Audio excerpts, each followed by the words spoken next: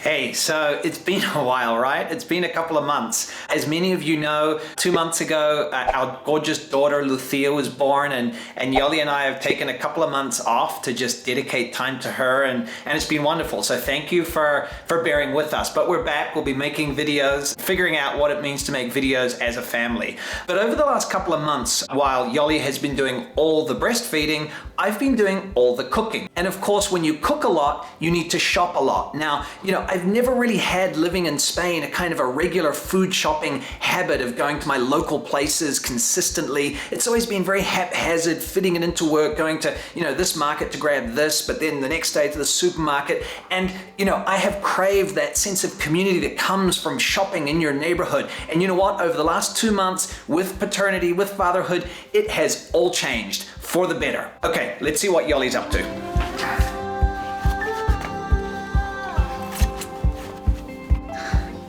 Hey, baby. Hey, hi. Babies. Hi. How's motherhood been? Hi, everyone. It's great. We're fortunate to have Lucia, who is very chilled. Yeah. So, just having breakfast and, Everyone's having breakfast. Everyone is was having breakfast. Speaking of cooking, how's my cooking been over the last 2 months? Your cooking has been getting better and better. I thought you were going to be super generous.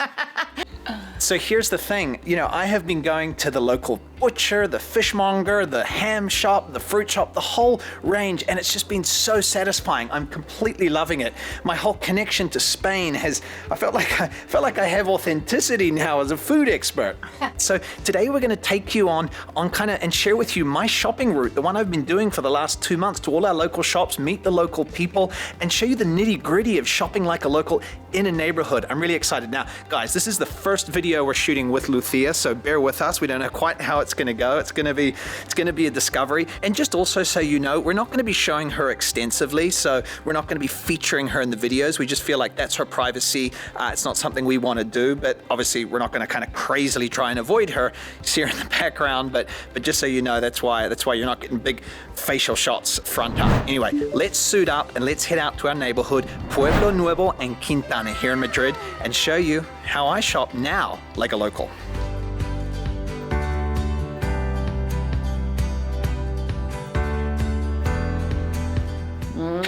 Perfect height, like in the commercials. First up, we hit Casa Ledo, a wonderland of products from Galicia in northern Spain and run by Lola for almost 30 years. And to kick things off, I'm ordering Lacon, one of the house specialties. It's a Galician ham that's been lightly cured and is downright delicious. And if it's savory for me, it's sweet for Yoly, a Galician butter loaf called a bica that'll be perfect for breakfast this week. And a few things I just wanted to point out here. Lola brings eggs from Galicia. They're huge, from Happy Chickens. And then over behind me, we've got empanada, which is really, really delicious. This is like some of the best Galician empanada you can get. And finally, I want to point out this salted pig's head down here, which you can use to cook. Lola was saying you would just, desalt that and then cook it and then scrape off the meat, eat it. It's pig's tail, pig's ears, the whole bit. They also have the bowls to make a queimada, which you might remember from that video we made in the north, which is that kind of alcoholic coffee drink with flames. So I need to come here more. Anyway, I'm getting talking. We need to hit the next place. We've got a lot of places to go. All right, let's keep moving.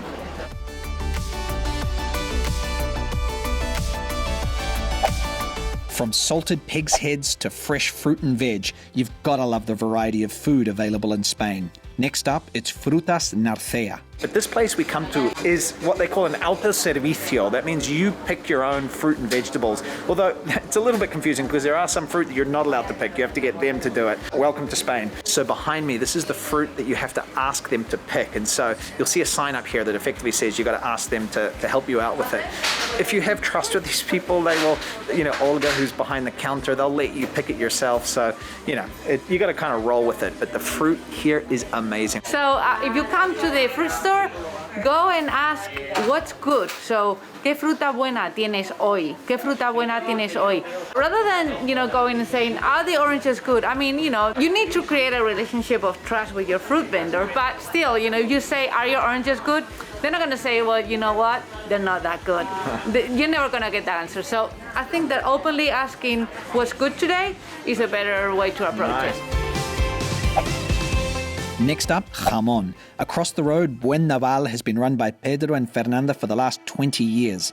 And if Lola's store is all about the best of Galicia, these guys do the best of Extremadura, especially jamón. And when we walk in the door, there they both are, carving jamón as if their lives depended on it, which I guess they kind of do. Oof, I mean, the most incredible ham hanging behind the counter, cheeses, olive oils, all from Extremadura, that word that I can never pronounce properly. This is my dream place. Literally, I was scared to come in here for a while because I was afraid I'd spend too much money, but we're gonna get a little bit of jamón, right?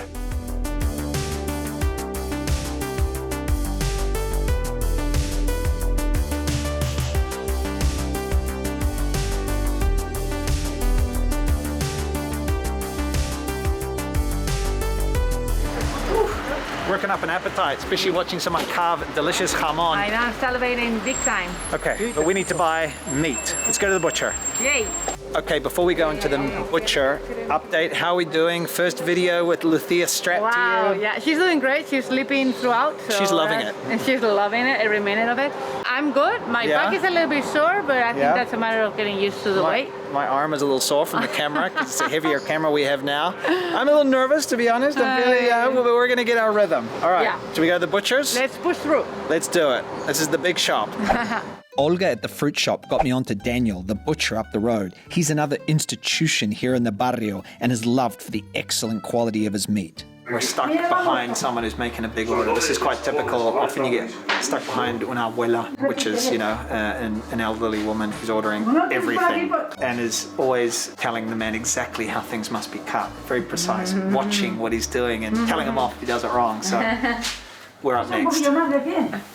So Daniel has been here for 20 years in this shop, and this is an excellent butcher shop. You don't see a lot of meat hanging, it's all out the back, so I've ordered drumsticks, and also the best cut for making burgers or lasagna is aguja, chuck steak. So I've got half a kilo of that coming for burgers. And you'll see he's got a lot of these different kind of jars of products as well over here that are absolutely delicious. Like, one way that we've saved time during the whole last 2 months is buying these kind of like higher quality pre-prepared foods. Like, we've got lentil stew, fabada asturiana, so delicious. So one of the things here at these shops, when you get ground beef, you actually choose the cut and they grind it in the moment.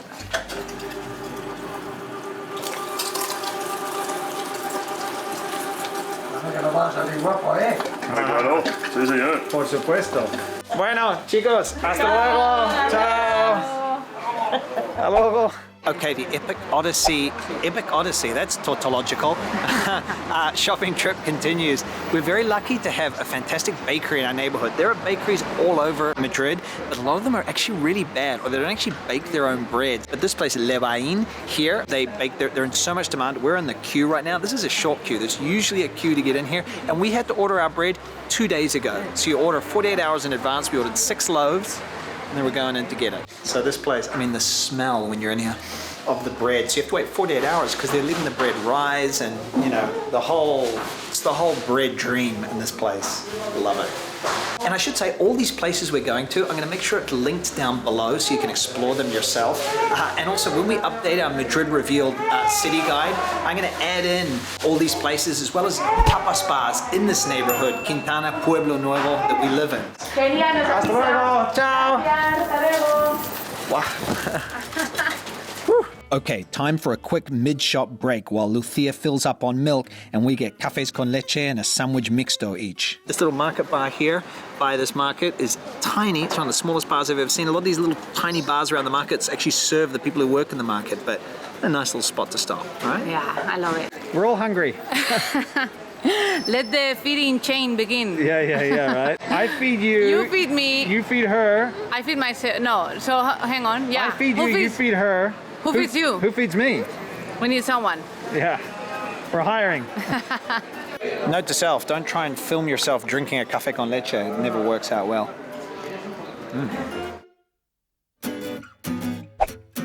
Now, I only shop once a week, but when it comes to fish and seafood, I shop the day I need it. And our friend Paco, who runs the local restaurant Isamar, you'll meet him soon, recommended we get our seafood at Los Mares up the road. And this place truly is a seafood Shangri-La. I just love this place. Like, I hope you can hear me. I love the energy in here. And when I come in here and I see this smorgasbord of fish behind me, I get both excited and intimidated because I'm like, oh my God, I don't know how to cook even 2/10, 1/5 of the things in there, but I know there's so many delicious recipes I can make. But bit by bit, I'm buying more and I'm kind of learning, right? So it's super exciting, this place. Medio kilo de boquerones. But I'm gonna get boquerones to do boquerones fritos, battered anchovies, Spanish fish and chips. We'll do some potatoes as well. Can't wait, Chef. Yeah, right? Just up the road is the old local market, which to be honest has seen better times. Many of the stalls are closed as much of the energy in the shops around this neighbourhood are at the street level. But there is one stall that I love run by Adrian. He's got this little gourmet outpost with olives, pickled fish, cheese, spices, beer and wine. So Adrian has this excellent bottle of wine that I love from Castilla-La Mancha. I think I'm going to get a bottle of that. Some fried Marcona almonds, and also Yoly's, the thing that Yoly craved throughout all her pregnancy, smoked sardines. She can eat them now, so I'm going to get some of those. And one other thing that Adrian has, he has craft beers, including sometimes craft beers from New Zealand. So this man knows his craft beer, but today it's wine. Ay, muchas gracias. Gracias. Ay, muchas gracias. Bueno, hasta luego, Adrian. Hasta luego, chicos. Ciao. Finally, any good day's shopping needs to end with a pre-lunch drink and a plate of food. Remember Paco? Well, his fantastic neighborhood restaurant Isamar is going strong. I love this guy. He serves great food, great wine, and he's got a hell of a sense of humor. Guys, here's a tip. If you're coming to Madrid and you want to eat in, a little neighborhood restaurant, you've got to come to Isamar. Catch the metro, you can get an Uber or whatever, get off at Pueblo Nuevo. It's a 2-minute walk from the metro and come here. Look, this is a casa de comidas, which is just a place that does traditional dishes. Paco's parents started it. His sister's in the kitchen. He runs the dining room. And what is super unique here is Paco has the most incredible wine list of wines from across Spain and across the world. So to get the combination of tradition and that incredible wine list, it's actually quite rare. So promise me you'll come and visit, because literally you will be the only tourists here. I promise you. So grilled anchovies, beautiful. Paco, by the way, gets his seafood in Los Mares, where we get our seafood. Yeah. So there you go. Pretty hard not to stain the baby. Yeah, don't stain the baby.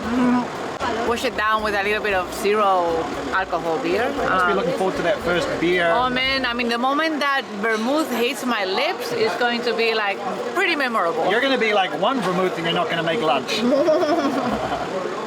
half. Okay, I'm going to do one with the bone. I'm going all in. Here we go. Oh, this Got brings it? back memories. Oh my God. Oh man, these are so good. Healthier. Healthy. I don't want to choke on a bone. Oh man. Garlic, parsley, so juicy, so fresh. Not gonna eat the tail though, bit big. Yeah. Is that okay? Yeah. It's okay. Allowed. Salud to Salud Lucia. to Lucia. My first video. Ole, Hey. yeah. She has no idea. She has no idea what's coming. Poor thing. Yeah. Guys, if you want to get out of the center and explore the neighborhoods of a few Spanish cities, check the playlist that's appearing around our heads right now. Click that and you'll get some tapas crawls, some neighborhood tapas crawls, including this neighborhood that we live in now. There's one in there, and we'll see you over there in those videos, all right? See you over there. Ciao. Ciao, ciao.